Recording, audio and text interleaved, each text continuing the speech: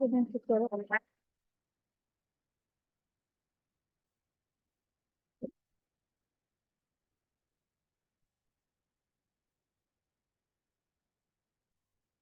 अब तक हमने क्या डिस्कस कर लिया था? हमने डिस्कस कर लिए थे इसके फंक्शन, कि इसके क्या क्या फंक्शन होते हैं। आवाज आ रही है ना सबको? ठीक है। अब हम आगे इसकी थोड़ी सी इंफॉर्मेशन डिस्कस कर लेते हैं रिलेटेड टू थ्रोम्बोपोइसिस, लेकिन कंप्लीट जो थ्रोम्बोपोइसिस है वो मैं फिर आप लोगों को इसके बाद बताऊंगी, ठीक है। अब हम हमें पता है कि हिमेटोपोटिक स्टेम सेल से कुछ कॉमन प्रोजेनिटर्स निकलते हैं, और फिर उस कॉमन प्रोजेनिटर से फिर स्पेसिफिक सेल्स आते हैं, ठीक है। और बेसिकली हमारे पास दो लीनिएज के प्रोजेनिटर होते हैं, माइलॉइड और लिम्फॉइड। माइलॉइड लीनिएज से मेगाकैरियोसाइट और इरिथ्रॉइड प्रोजेनिटर निकलता है। बाकियों को डिस्कस नहीं करना हमने, जो हम टॉपिक पढ़ रहे हैं वो डिस्कस करेंगे, ठीक है। मेगाकैरियोसाइट और इरिथ्रॉइड प्रोजेनिटर, अब ये कॉमन प्रोजेनिटर है जिसने एरिथ्रोसाइट भी बनाने हैं और साथ में मेगाकैरियोसाइट भी बनाने हैं, ठीक है। अब इस प्रोजेनिटर से फिर अलग से प्रोजेनिटर जो निकलेगा, वो निकलेगा मेगाकैरियोसाइट प्रोजेनिटर। उसने फिर बनाने हैं मेगाकैरियोब्लास्ट। अब मेगाकैरियोब्लास्ट वो फर्स्ट रिकॉग्नाइजेबल सेल है जो कि हमें बताता है कि इस प्लेटलेट वाली कैटेगरी का सेल आ रहा है, ठीक है। जैसे कि हमने उसमें पढ़ा था, आरबीसी में पढ़ा था कि नॉर्मोब्लास्ट फर्स्ट रिकॉग्नाइजेबल डिफरेंशिएटेड थोड़ा सा होता है जो सेल उस लिनिएज का, कि इसने बनाना है आगे आरबीसी। इसी तरीके से हमारे पास जो यहाँ पे होता है वो होता है मेगाकैरियोब्लास्ट, ठीक है। और इसके बनने में और फिर इसके आगे जितने भी स्टेप्स हैं उनमें कुछ ग्रोथ फैक्टर्स होते हैं, कुछ साइटोकाइंस होते हैं जो इन्वॉल्व होते हैं। सबसे इंपॉर्टेंट जो इसमें होता है वो होता है थ्रोम्बोपोइटिन, ठीक है। जैसे आरबीसी का था एरिथ्रोपोइटिन, इसी तरीके से इसमें होता है थ्रोम्बोपोइटिन। इसने क्या करना होता है? थ्रोम्बोपोइसिस को रेगुलेट करना होता है और मजीद जो सेल की मेचुरेशन है उसमें हेल्प करनी होती है, ठीक है। अच्छा, थ्रोम्बोपोइटिन आया, मेगाकैरियोब्लास्ट बना। मेगाकैरियोब्लास्ट अब एक इमेच्योर सेल है, ठीक है। अब इसने बनाना है आगे जाके मेगाकैरियोसाइट। अब मेगाकैरियोब्लास्ट को मेगाकैरियोसाइट में जाने के लिए एंडोमाइटोसिस करनी पड़ती है। अब एंडोमाइटोसिस क्या होती है? एंडोमाइटोसिस एक स्पेशल किस्म की माइटोसिस है जिसमें आपका सेल डिवाइड नहीं होता, ठीक है। आपके सेल के अंदर साइटोप्लाज्म डिवाइड नहीं होता, लेकिन जो आपका न्यूक्लियर मटेरियल है वो रेप्लिकेट और डिवाइड होता है। और वो भी किस तरीके से डिवाइड होता है वो भी मैं आपको बता देती हूँ। ये है आपका मेगाकैरियोब्लास्ट, ठीक है। इसके अंदर है एक न्यूक्लियस। अभी ये single lobulated nucleus, sorry single nucleus है, इसके लोब्यूल्स नहीं है। होगा क्या? ये जो न्यूक्लियस है इसके अंदर का मटेरियल डिवाइड करना स्टार्ट करेगा, रेप्लिकेट करेगा, बट ये जो साइटोप्लाज्म है ये रेप्लिकेट नहीं करेगा। साइटोप्लाज्म रेप्लिकेट ना करने का मतलब है कि इंक्रीज इन नंबर नहीं होगा, डिवीजन जैसे नॉर्मल माइटोसिस होती है उस तरीके से नहीं होगा। अब जब ये डिवाइड करेगा इसके अंदर न्यूक्लियर मटेरियल तो इसके लोब्स बनना शुरू होंगे, ये लोब्यूलेटेड हो जाएगा, ठीक है। मल्टीपल लोब्यूल्स बनेंगे उस डिवीजन की वजह से, लेकिन अंदर जो साइटोप्लाज्म है वो जस्ट मैच्योर होता रहेगा। डिफरेंशिएशन में, सॉरी, इसमें क्या हो रहा है? इसकी डिवीजन नहीं हो रही, इसकी जस्ट मैच्योरेशन हो रही है। अब जब ये मैच्योर होगा तो साइटोप्लाज्म की अमाउंट बढ़ जाएगी, वॉल्यूम बढ़ेगा तो सेल मजीद बड़ा हो जाएगा। और होगा कैसे? मल्टी लोब्यूलेटेड होगा, होगा एक ही न्यूक्लियस, लोब्यूल्स बने हुए होंगे। अब इस सेल को कह रहे हैं मेगा कैरियोसाइट। अब इस सेल की होगी फ्रेगमेंटेशन, और फ्रेगमेंटेशन के नतीजे में छोटे छोटे हमारे पास बन जाएंगे प्लेटलेट्स।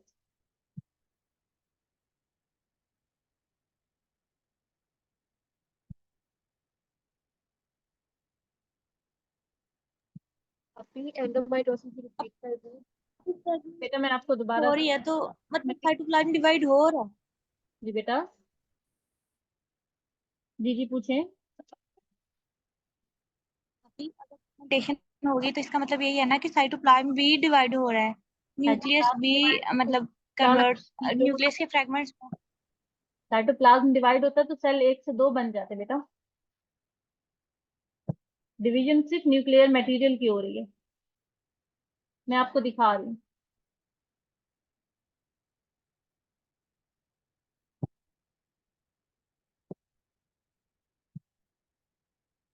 आपको ये पिक्चर नजर आ रही है?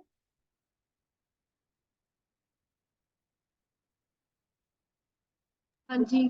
अब देखो, यहाँ पे क्या था, आपके पास ये मेगा कैरियोसाइट है, ठीक है। अब इसमें आप देखो कि क्या डिफरेंस है इस प्रोजेनिटर सेल से। यहाँ पे एक सिंगल न्यूक्लियस था जिसके लोब्यूल्स नहीं थे।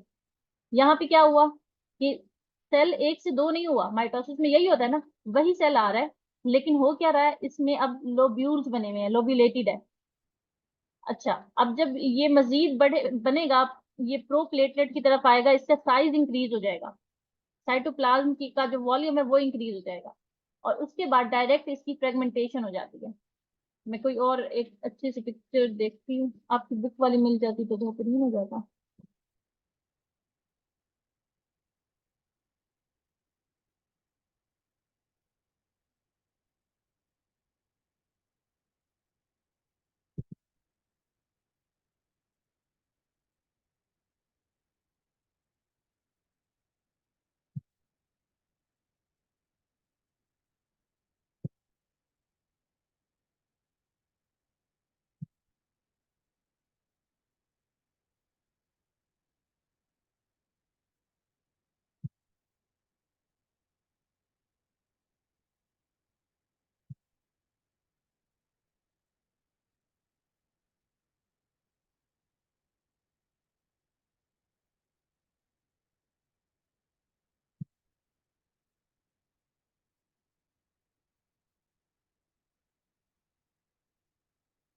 नहीं, यहाँ पे सारी कम्प्लेक्स किस्म की है, यहाँ से आपको नहीं समझ आएगा। आपकी बुक वाली जो इमेज है ना, वो मैं पीडीएफ में डालना भूल गई हूँ। वहां से आपको आसानी से, सिंपल सी चीज है ना, तो वो आपको आराम से समझ आ जाती है। लेकिन मैं आपको दोबारा से रिपीट कर देती हूँ जो भी सारा मैकेनिज्म है।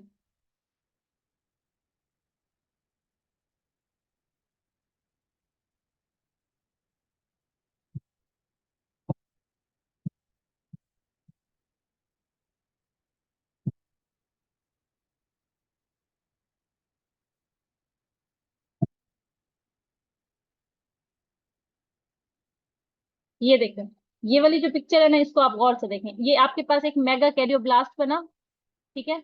अब मेगा कैरियोब्लास्ट में क्या है, एक लार्ज न्यूक्लियस है। अब होगा क्या, जब ये इसके अंदर होगी एंडोमाइटोसिस। एंडोमाइटोसिस का मतलब है कि एंडो अंदर हो रही है, सेल के अंदर हो रही है, लेकिन पूरे सेल की माइटोसिस नहीं हो रही। उसमें क्या होगा कि ये जो न्यूक्लियस है ये रेप्लिकेट करेगा और डिवाइड करेगा। अब देखो आप, ये सिंगल न्यूक्लियस है, इसके ऊपर लोब्स बन गए हैं, आप लोगों को नजर आ रहे हैं। ये एक लोब है, ये दूसरा लोब है, ये तीसरा लोब है, उसके पीछे ये छोटा सा चौथा लोब नजर आ रहा है। ये लोब्स हैं, ठीक है, लेकिन न्यूक्लियस एक ही है। और साथ में क्या हुआ कि सेल जो है वो लार्ज इन साइज हो गया, लेकिन एक से दो नहीं हुआ। इसको कहते हैं एंडोमाइटोसिस, जहां पे आपका साइटोप्लाज्म जस्ट मैच्योर होगा, डिवाइड नहीं होगा। बट आपका जो न्यूक्लियस है, न्यूक्लियर मटेरियल है, वो कंटिन्यूअसली डिवाइड होगा और लोब्यूलेटेड न्यूक्लियस बनाएगा। उसके बाद देखो फिर क्या होगा। अब ये यहाँ पे इसकी फ्रेगमेंटेशन की प्रोसेस स्टार्ट हो रही है, ये आपको प्रोसेस नजर आ रही होंगी। इस सेल की फ्रेगमेंटेशन होगी, टूटेगा और प्लेटलेट्स बन जाएंगे। This is called thrombopoiesis. अच्छा, मैंने अब यहाँ पे यही कुछ बताया है, क्या बताया है? एक्सटेंशन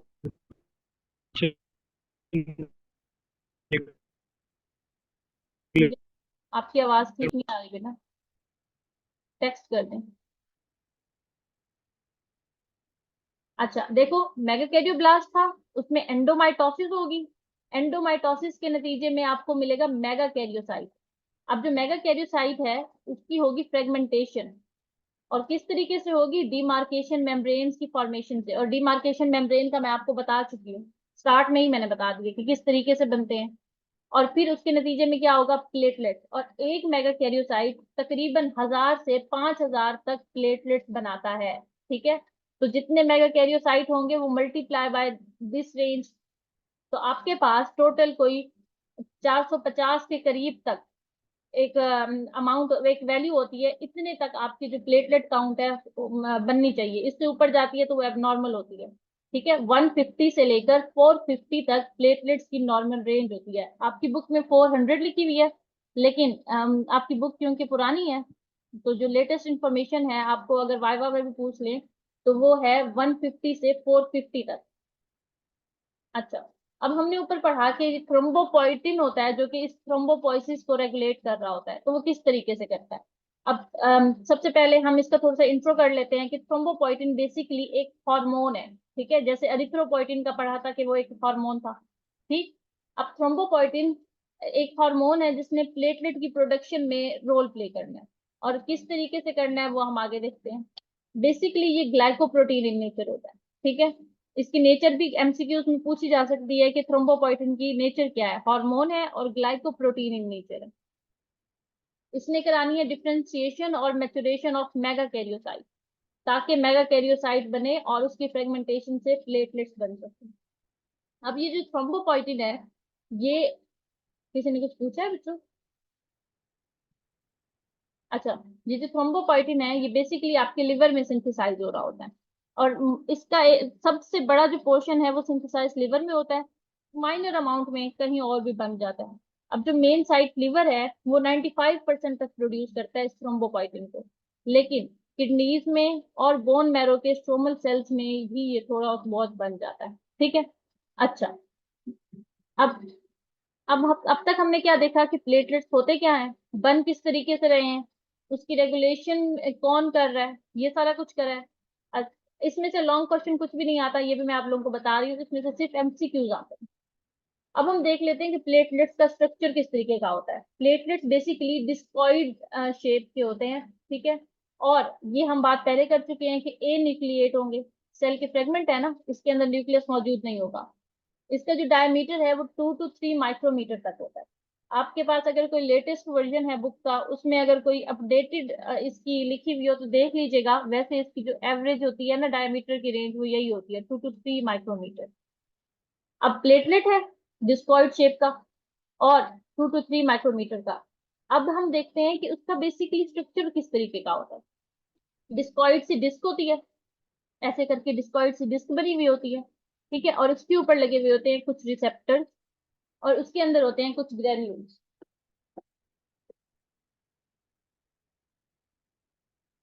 मैं आप लोगों को ड्रॉ करके भी बता देती हूँ।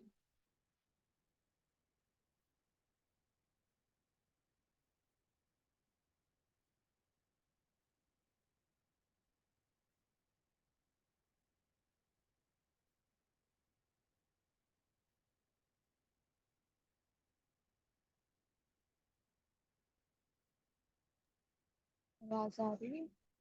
जी बेटा आवाज आ रही है, बोलें। आपको बस ये कंफर्म करना था, मुझे आवाज नहीं आ रही। अच्छा, बाकी बच्चों से पूछ लें कि मेरी आवाज आ रही है या नहीं आ रही है। अच्छा, मैं आप लोगों को बताने लगी हूँ प्लेटलेट्स का स्ट्रक्चर। अगर फॉर एग्जांपल यहाँ पे बच्चों मेरे से सही ड्रॉ नहीं होगा तो आप इसको खुद ही इमेजिन कर लेना कि ये डिस्कॉइड शेप है। अगर ये है आपके पास एक प्लेटलेट, ठीक है, एक डिस्कॉइड सा फ्रेगमेंट है, तो होगा क्या कि इसके ऊपर ग्लाइकोकैलिक्स की होती है कवरिंग,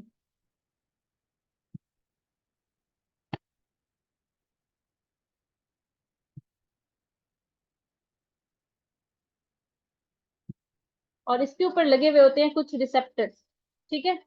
अब जो रिसेप्टर्स लगे हुए होते हैं वो बहुत किस्म के होते हैं, हमने वो बेसिकली वो डिस्कस करने हैं जो हमारे लिए यहाँ पे हमारी बुक में इंपॉर्टेंट है हमारे टॉपिक के हवाले से, ठीक है।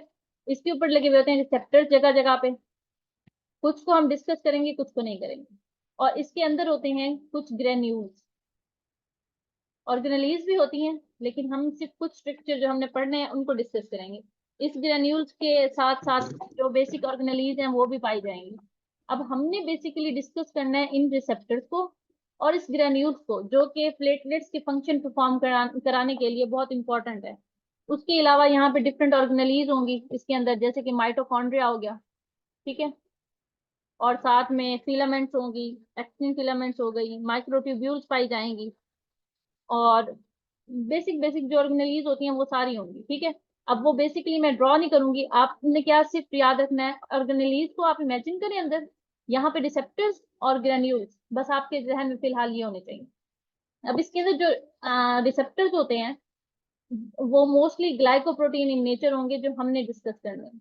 अब ये सारी बातें वो हैं जो एमसीक्यू बेस्ड हैं, आपसे पूछी जाएंगी, लेकिन कुछ बातें हैं जो आपको थ्योरी के हवाले से भी आनी चाहिए जो हम आगे पढ़ेंगे।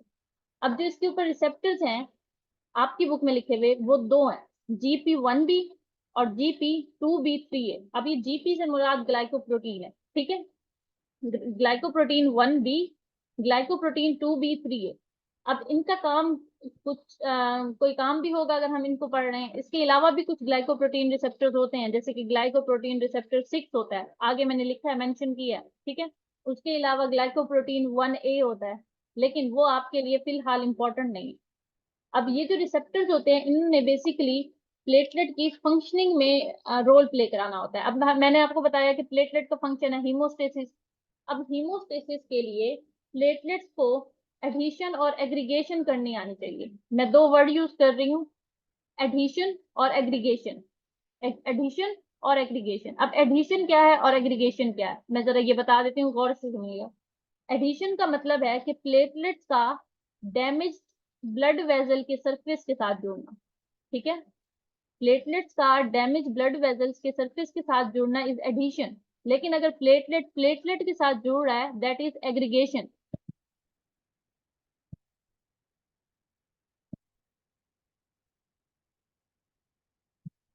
ये आपकी एक ब्लड वेजल है, ये यहाँ से टार्निश हुई है, ठीक है, यहाँ पे इसको डैमेज आया है। अब जब यहाँ डैमेज आया तो क्या होगा, यहाँ पे जब प्लेटलेट्स गुजर रहे होंगे वो देखेंगे कि यहाँ पे डैमेज आया है, तो वो क्या करेंगे, यहाँ पे आके इस जगह पे सरफेस पे आके स्टक होना स्टार्ट कर देंगे, यहाँ पे आके बाइंड होना स्टार्ट कर देंगे। दिस इज कॉल्ड एडहीशन, कि जब वो यहाँ पे आके जमा हो जाए। और जब बाकी प्लेटलेट्स देखेंगे कि हम जैसे हमारे प्लेटलेट जो साथी हैं वो यहाँ पे आके स्टक हुए हैं, इट मीन्स कि यहाँ पे इंजरी है, चलो जाके इनको सपोर्ट करते हैं, वो आके इन प्लेटलेट्स के साथ मजीद जमा होना शुरू हो जाएंगे। जब प्लेटलेट्स प्लेटलेट्स के साथ जुड़ेंगे, इसको कहते हैं एग्रीगेशन, ठीक। अब देखो यहाँ पे जो होल था वो इन प्लेटलेट्स ने फिल कर दिया। अब जब प्लेटलेट्स उस होल को फिल कर देंगे तो वहां पे बन जाएगा एक प्लग, ठीक है, एक झिल्ली सी बन जाएगी। और वो झिल्ली क्या करेगी, खून को यहाँ से बहने से रोकेगी। ये काम करते हैं प्लेटलेट्स, यानी कि प्लग फॉर्मेशन कर रहे हैं। और प्लग फॉर्मेशन के जरिए से इन्होंने क्लॉट बनाना है। अब प्लग में और क्लॉट में फर्क होता है, वो जब हम टॉपिक पढ़ेंगे उसमें डिटेल से डिस्कस करेंगे। बेसिकली ये जो प्लेटलेट्स की एग्रीगेशन से यहाँ पे बन रहा है, ये प्लग है, क्लॉट नहीं है, ठीक है। अब दो चीजें हमने डिस्कस की, एक हमने कहा कि प्लेटलेट जुड़ा इसके सरफेस से, उसको कह दिया एडिशन, और प्लेटलेट से जुड़ा उसको कह दिया एग्रीगेशन। अब ये जो रिसेप्टर्स हैं, ये दो फंक्शन के लिए बनाए गए हैं, क्या, एक तो एडिशन कराने के लिए, दूसरा एग्रीगेशन कराने के लिए। अब ये जो आपके पास बाकी एडिशनल फंक्शन लिखे हुए हैं, प्लेटलेट की एक्टिवेशन हो गई, क्लॉट फॉर्मेशन हो गई, इसके लिए दूसरे जो आपके रिसेप्टर्स हैं वो इन्वॉल्व होते हैं, जिसको मैंने आपको पहले बताया है, GP6 है, GP1A है, वो आपने नहीं पढ़ना। आपको सिर्फ ये दो रिसेप्टर और इनके फंक्शन पता होने चाहिए। अब देखो, अगर ये दो रिसेप्टर्स हैं, पहले इनको फंक्शन बताती हूँ फिर इसकी बीमारियां बताती हूँ। अब ये जो GP1B है, इसने क्या करना है, इसने जाके अटैचमेंट करनी है वॉन विली ब्रेंट फैक्टर से। अब वॉन विली ब्रेंट फैक्टर क्या है, वॉन विली ब्रेंट फैक्टर एक ग्लाइकोप्रोटीन है, ठीक है। अब यूं समझ लो ये एक स्टिकी मटेरियल है। इस स्टिकी मटेरियल ने क्या करना है, प्लेटलेट्स को अपने साथ अडेयर कराना है। अब ये कहाँ पे होता है, अभी हमने देखा कि ब्लड वेजल थी जहां पे वो टार्निश हुई पड़ी थी, डैमेज हुई पड़ी थी, यहाँ पे ये टार्निश हुई पड़ी है ना, ठीक है। अब जब ये टार्निश हुई पड़ी है तो बेसिकली होता क्या है, इसके ऊपर होते हैं एंडोथेलियल सेल, जो ये सिंपल लाइनिंग नहीं होती, इसके ऊपर सेल बने हुए होते हैं जो ब्लड वेसल होती है। अब जहाँ पे ये टार्निश है वहां पे सेल्स नहीं है, जाहिर है वहां से सेल क्या हो गए हैं, डैमेज हो गए हैं। जब यहाँ पे सेल डैमेज होगा तो इधर नीचे पड़ा होता है ब्लड की लाइनिंग पे कोलेजन, ठीक है। और कोलेजन के ऊपर होता है वॉन विली ब्रेंट फैक्टर। अब ये वॉन विली ब्रेंट फैक्टर कहाँ से आता है, जब ब्लड वेसल डैमेज होती है और एंडोथेलियल सेल यहाँ पे क्या होते हैं, डैमेज होते हैं, तो बाकी जो नेबरिंग एंडोथेलियल सेल है ये इसको रिलीज करते हैं एज अ स्टिकी मटेरियल, ताकि जब प्लेटलेट यहाँ पे आए तो उसको ये चिपका ले अपने साथ। ये बेसिकली एक गम का, एक ग्लू का काम कर रहा है वॉन विली ब्रेंट फैक्टर, ठीक। इसकी डिटेल भी मैं आपको मजीद आगे पढ़ाऊंगी, लेकिन फिलहाल के लिए आप इतना याद रखें कि एक स्टिकी मटेरियल है जो कि ब्लड वेसल की जहाँ पे इंजरी हुई है वहां पे मौजूद होगा।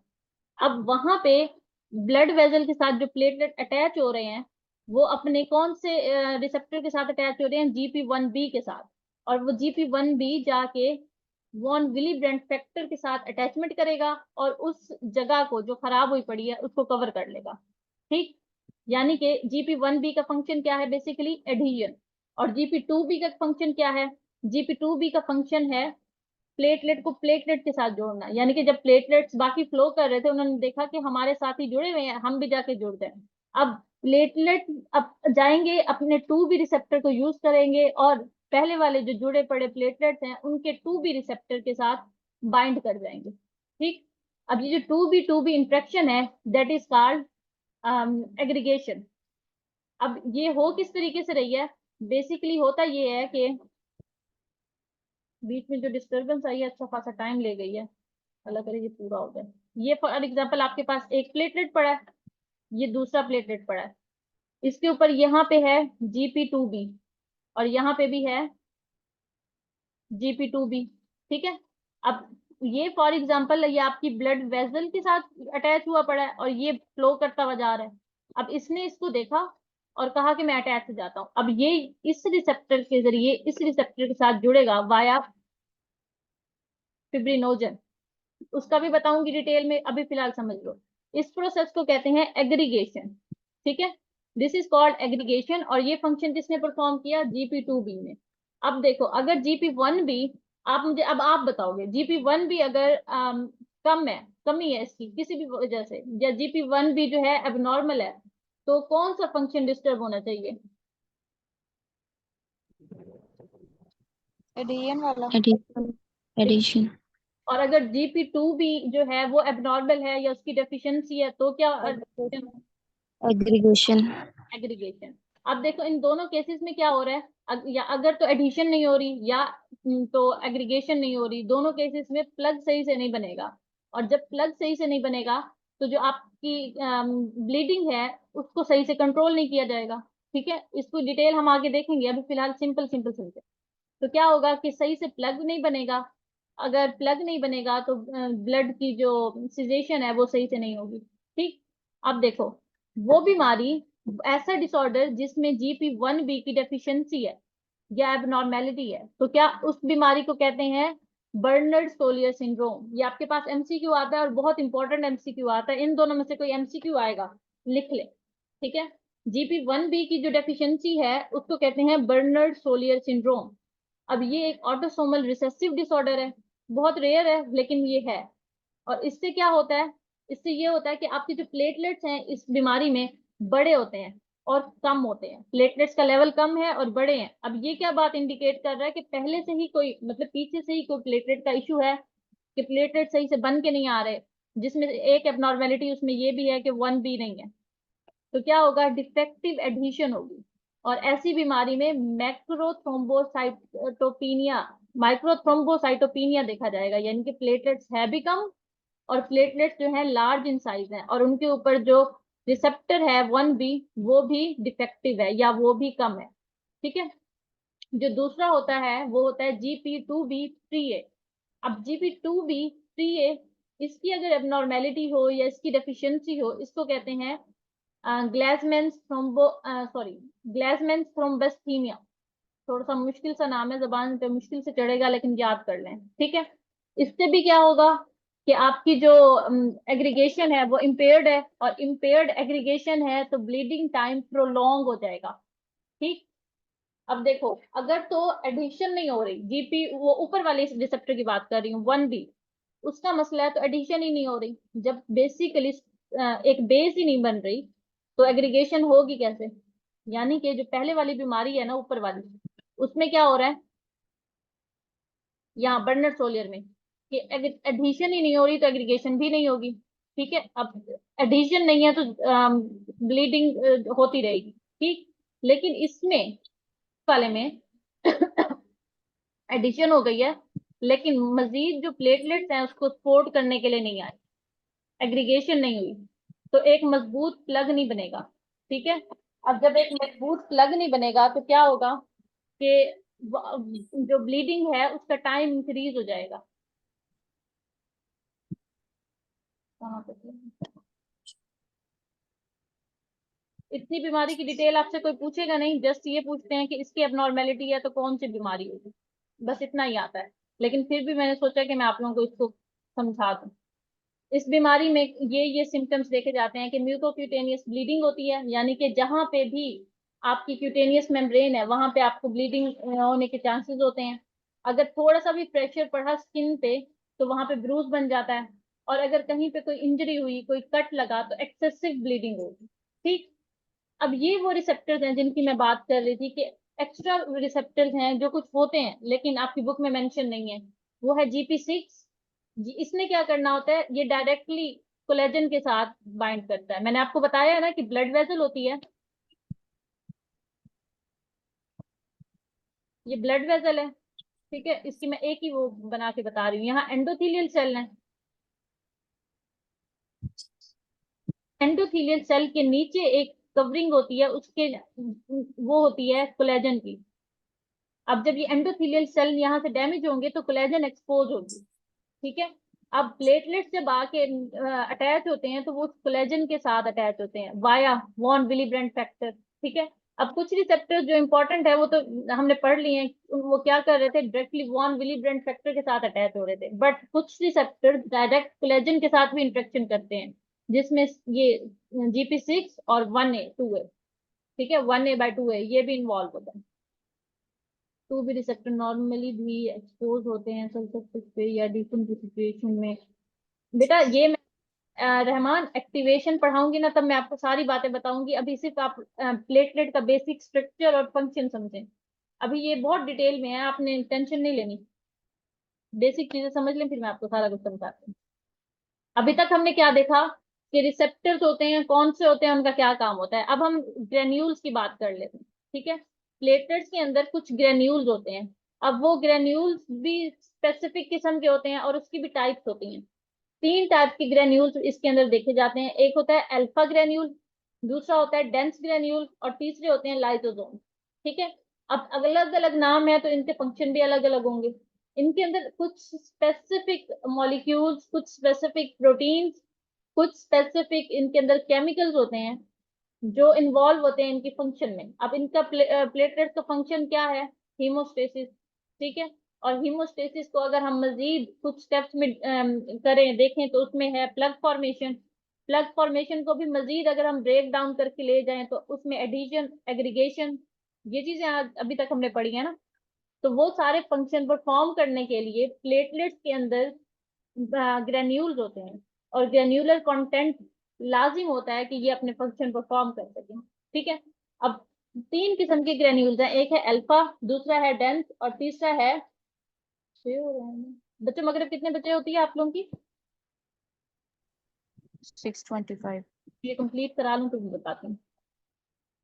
अच्छा, तीसरे होते हैं लाइसोसोम। अब जो आपके पास अल्फा ग्रेन्यूल्स होते हैं उसमें होते हैं clotting factors, von Willebrand factor, fibrinogen, और उसके अलावा आपके पास होते हैं कुछ ग्रोथ फैक्टर, जिसमें सबसे ज्यादा जो इम्पोर्टेंट है वो ये है प्लेटलेट डिराइव्ड ग्रोथ फैक्टर।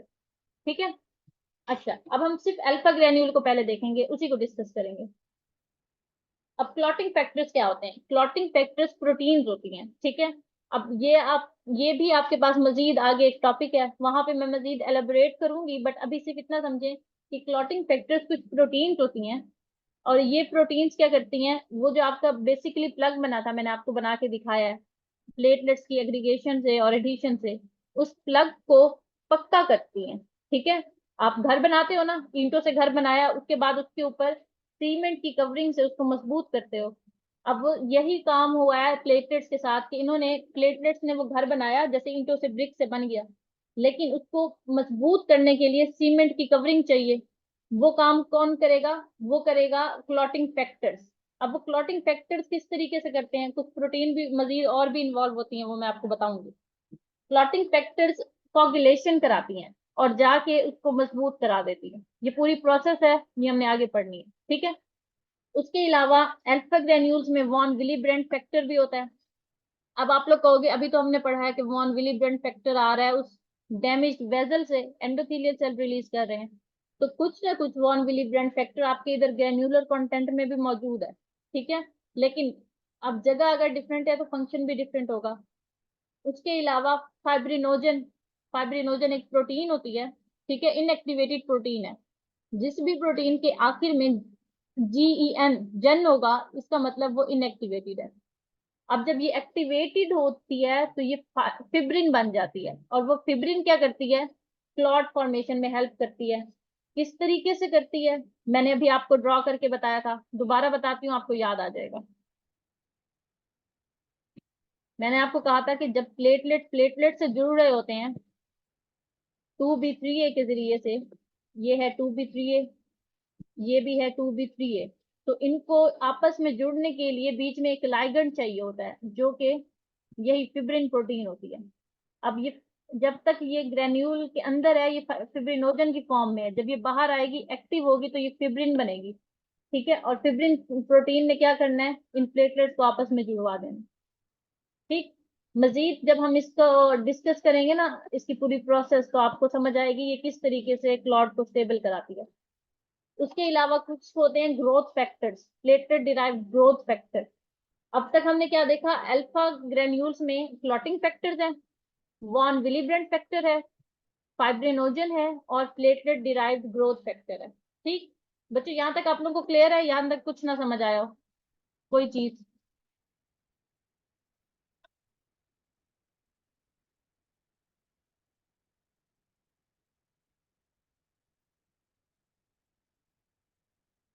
बच्चों जल्दी जल्दी बता दिया करो, नहीं भी समझ आया तो भी कहो कि हाँ नहीं समझ आया, मैं दोबारा से बता दूं।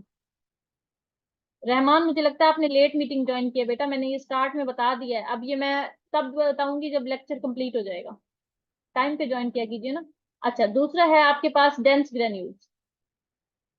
सरिश, ये जो म्यूकोक्यूटेनियस ब्लीडिंग है, ये एक टाइप की ब्लीडिंग है जो आपके म्यूकस मेम्ब्रेन से हो रही होती है। ठीक है, आपकी एक तो आपकी स्किन है ना, एपिडर्मिस, दूसरी आपकी कुछ कुछ जगहों पे एपिडर्मिस, सॉरी, डर्मिस वाली जो लेयर है ये नहीं होती।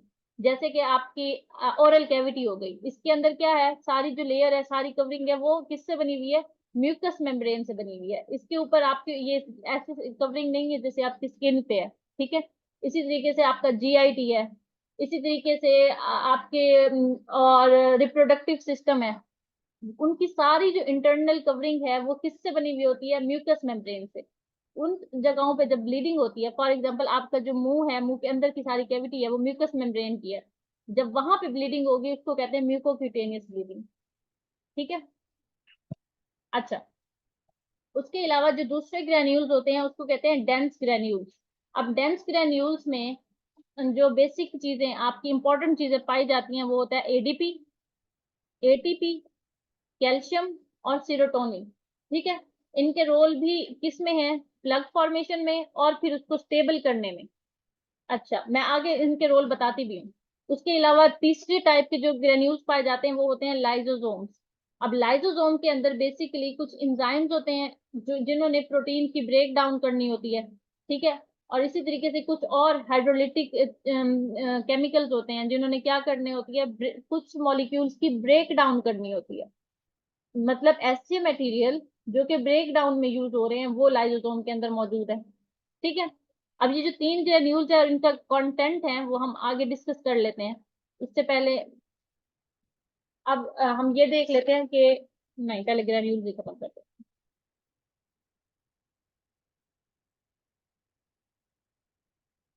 इसकी तो मैंने आपको एक्सप्लेनेशन दी थी ना अल्फा ग्रेन्यूल्स की। मैंने कहा था कि अल्फा ग्रेन्यूल्स के अंदर, बल्कि पहले आपको बेसिक बता देती हूँ। अल्फा ग्रेन्यूल्स सबसे ज्यादा ग्रेन्यूल्स पाए जाने सबसे ज्यादा ग्रेन्यूल्स होते हैं जो कि पाए जाते हैं इसके अंदर, प्लेटलेट्स के अंदर। ठीक है, बाकी जो डेंस हैं या लाइसोसोम्स हैं वो कम होते हैं, मोस्ट अबंडेंट होते हैं अल्फा। और इनके अंदर 3 से 4 किस्म की मेन चीजें पाई जाती हैं। एक होती है प्रोटीन्स। ठीक है, और वो प्रोटीन भी दो टाइप की होती हैं, एक होती है एडहेसिव प्रोटीन, दूसरी प्रोटीन होती है फंक्शनल प्रोटीन, जिसमें आपके पास सिलेक्टिन हो गई और एल्ब्यूमिन हो गई। ठीक है, अच्छा, उसके अलावा कुछ प्रोटीन्स पाई जाती हैं जो होती हैं कोगुलेशन फैक्टर्स। मैंने आपको अभी बताया कि कोगुलेशन फैक्टर आपको आगे पढ़ाऊंगी। और कुछ ग्रोथ फैक्टर्स होते हैं। ठीक है, अब उनके काम डिफरेंट होते हैं, वो काम आपको तभी समझ आएंगे जब आप कोगुलेशन पढ़ोगे।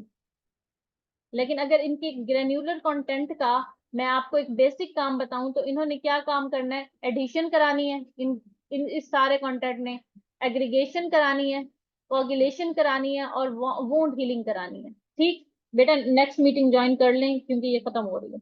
ये जैसे ही खत्म होना आप नेक्स्ट ज्वाइन कीजिएगा। अच्छा, अब एडिशन कौन सी चीज करा रही है? हम ऊपर डिस्कस कर चुके हैं कि एडिशन क्या होती है, वॉन विलिब्रेंट फैक्टर के साथ अटैच होना होता है प्लेटलेट में। ठीक, और एग्रीगेशन प्लेटलेट से प्लेटलेट। तो एग्रीगेशन का हमने देखा कि कौन करा रहा था, फाइब्रिनोजन, जो कि प्रेजेंट होती है अल्फा ग्रेन्यूल्स में, ये वाली प्रोटीन। ठीक, इसी तरीके से वुंड हीलिंग में बहुत सारे फैक्टर्स इन्वॉल्व होते हैं, प्रोटीन्स इन्वॉल्व होती हैं, जिसमें से